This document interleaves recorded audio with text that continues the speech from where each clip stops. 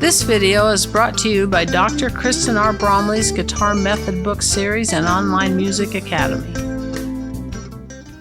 Hi, I'm Dr. Kristen Bromley. Welcome to my online academy. It's so great to have you joining me here in these online lessons. It's a Theory Thursday. I love music theory and I'm so delighted to bring this course to you. In the last theory lesson, we looked at the different types of seventh chords that have a natural fifth. So there's four main types. There's the major seventh chord. That's a major seventh chord. So a major triad with that major seventh thrown on. There's the dominant seventh chord. We call it that because that's how it functions in most keys most of the time, but it's really a major minor seventh chord. It's a major chord with a minor seventh thrown on. Then we have the minor major seventh chord, which is a minor chord with a major seventh thrown on. That's the only one that we use the whole name for every time we refer to it. And then there's the minor seventh chord, which is a minor seventh chord, a minor chord with a minor seventh. We can add an augmented fifth, so a sharp 5, or a diminished fifth, so a flat 5, to any of those four types that give us some alterations of that fifth, which change things up a little bit. Anytime we alter the fifth, technically we are changing the quality of the chord. Over time in music, sounds have evolved, and we tend to find that we can get into any type of scale that can let us really do anything we want. I've been working on an update to my theory and technique book. The new update is going to have so much more information than the first edition did. But when I was getting into it, there are hundreds of scales, and really we can come up with so many different sounds. So really anything ends up going the further we come into contemporary times, the more explorations have been made with all sorts of different sounds. Early on, some of these sounds would have been much less used. And even now, a lot of these creep in more in jazz and classical music, contemporary classical music, and those types of things than pop, rock, folk, that kind of music. But we do run into them from time to time. So just take a look here. So we got our major seventh chord. This is our major seventh chord. It's got the root, the major third. It could have an augmented fifth, making it a sharp 5, or a diminished fifth. And then it's got that major seventh. So for that major with the sharp 5, we'd have C, E, G sharp, and B in the key of C. Chord symbol for that one, we're going to see the root, something telling us it's that major seventh, and a sharp 5 or plus 5. Sharp and plus in these chord symbols are interchangeable. So C major 7 sharp 5, or C MAJ 7, something in front of that 7 telling us that it's major, and then that plus 5. So plus 5, sharp 5, or just a plus sign there would tell us, oh, we've got that augmented triad with a major seventh over it. If you haven't seen the last lesson, you may want to check that one out, and even the lessons that are before that help you get a foundation in understanding chords, because we did triads before we did the seventh chords, and the triads are the foundation that then these seventh chords, we're adding this extra pitch to it. So with the diminished fifth, I could have that root, that third, and then that flat 5, and then that major 7. So C, E, G flat, B. Kind of an interesting sound. And the chord symbol for that, again, something telling us it's a major seventh. This time the root, capital M, uppercase letter M, and then the 7 with the flat 5, or that triangle 7, and then a minus 5. So flat and minus equal the same when we're talking about the fifths. So we could have flat 5 or minus 5. Both mean we're going to flat that fifth. So that's the major one, the dominant seventh. So this is our major chord with a flatted seventh. We've got that root, that major third. We can have an augmented fifth with this chord, or a diminished fifth, and then of course we have that minor seventh. So with the sharp 5, we'd have C, E, G sharp. So we got that augmented triad there, and then that B flat thrown. Big reach to play it like that. Chord symbol for that one, we have the root, just the seventh. That tells us we're playing that dominant seventh chord. And then the sharp 5, or a plus sign, or a plus 5, something after telling us that we're sharpening that fifth, playing that augmented triad with that flatted seventh thrown on. You could also see aug, even because it's an augmented triad, AUG period after the 7. You could see that sort of thing as well. The diminished fifth. So we're going to have that flatted fifth, and then that flatted seventh. don't know that I can't quite reach that chord. It's not very possible on the guitar, but I can play it in another way. So here's a sharp 5, and then here's a flat 5 with that dominant 7th. So we've got that one there. Then with the minor major 7th, we can do the same thing. We can have the root, the minor 3rd, of course. We can have the augmented 5th or the diminished 5th, and then the major 7th. So with the augmented 5th, we have C, E flat, G sharp, and then B natural, which is an interesting sound. Chord symbol for that one, something that's telling us we got the root, then something telling us it's a minor chord, something telling us it's that major 7th. So like minus, and then triangle, and then the 7, and then we're going to have something telling us we have a sharp 5, plus 5, sharp 5, that sort of thing. For the diminished 5th, we have that root, that flatted 3rd, that flatted 5th, and then that major 7th. Kind of an interesting sound, right? With this one then, you're going to have something with that root, something telling us it's the minor major 7th, like that lowercase m, capital letter M, and then that 7 there. And then this time I just threw on a minus 5 as an example. But you could have flat 5, and of course we got the different options for telling us it's a minor major 7th chord. Okay, then we have the minor 7th chord. So this one's the root, the flatted 3rd, and the minor 7th. We can have an augmented 5th or a diminished 5th with that one. So with the augmented 5th, we have that root, that flat 3, that sharp 5, and then that flat 7.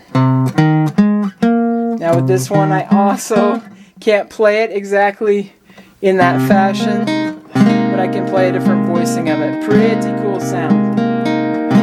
Minor 7th chord with a sharp 5. With that one, we're going to see that root, something telling us it's a minor, that dash, that lowercase m, and then the sharp 5, plus 5, sharp 5, something telling us that it's like that, just like we have over there on the board. Then the flat 5 version, we'd have the root, flatted 3rd, flatted 5th, flatted 7th. You got to play it differently as well. We've got that one there. And with this, we're going to have something telling us it's minor after the root, and then that 7th thrown on, which is that minor 7th, and then we're going to have flat 5 or minus 5. Sometimes you'll see these things in parentheses, which I've exemplified over there with that particular example. They can be in parentheses, telling us, oh, we need that 5th flatted. Now, with these two, the minor major 7th and the minor 7th that have this diminished 5th, there's actually another name for those chords. So these ones have a diminished triad when we have that diminished 5th there that we're then putting a 7th over the top of. Up here, the diminished 5th can be added on that major and dominant 7th chord. We have the augmented triad with these ones when we do that sharp 5. So the three types here, when we're doing this diminished triad, so we've learned about triads. When we have a diminished triad, there's three things that we can throw onto it. We can throw the fully diminished 7th. That is a double flatted 7th. And what a double flatted 7th is the same note as the major 6, which is interesting. But it's not functioning that way in theory terms. That's why we refer to it as the diminished 7th. So we have C, E flat, G flat, and then B double flat, which is an A. C, E flat, G flat, there's our diminished triad, and then that A. What's really cool about the fully diminished 7th chord is that it is symmetrical because it just can continue on and on and on and on, meaning when we go from the B double flat, which is an A, to C, that's a minor 3rd. We've got minor 3rds stacked on each other as far as intervals go. C to E flat's a minor 3rd, E flat to G flat's a minor 3rd, G flat to B double flat is a minor 3rd, and then B double flat or A to C is a minor 3rd, and it continues forever, so they're symmetrical. With this chord, any note in the chord can actually be the root in that case because it's going to be the same. E flat, G flat, B double flat to a C creates that diminished chord. In really case, it would be a D double flat if it was the E flat root. So we end up writing these a lot with enharmonics. So you might just see an A written on, but it's the same chord, that diminished chord. The chord symbol for this one has the root, and then a little superscript O for diminished, and then the 7. Or you might also see like DIM 7. Fully diminished 7th chord technically needs the 7 there, though a lot of times just in practice people will just put the circle there and expect you to play a diminished, fully diminished 7th. But there is just the diminished triad that doesn't have all of those. So we got a fully diminished 7th chord that I got to finger it different because I can't reach all of these, but I can reach it here. But in this fashion, just showing how symmetrical it is, I can use this one voicing and run right through it, just moving up by minor third. It's the exact same voicing, which is super cool. So that's the fully diminished 7th chord, oftentimes just referred to as the diminished 7th chord. We have a half-diminished. The half-diminished chord uses just the minor 7th with the diminished triad. So this is actually the same as the minor 7th with a flatted 5th, which we write as a minor 7 flat 5 chord. We can also write it as a half-diminished 7th chord. So that's going to have the circle, that little superscript 0, with a dash through it telling us this is a half-diminished chord. So it has that C, E flat, G flat, and B flat. That root, that minor 3rd, that diminished 5th, and that minor 7th give us that half-diminished chord, or the minor 7 flat 5. And then we have a diminished with a major 7th, which happens to be the exact same as having a minor major 7th chord with a diminished 5th. They're the same. So you can see it written either way. C minor major 7 flat 5 or minus 5.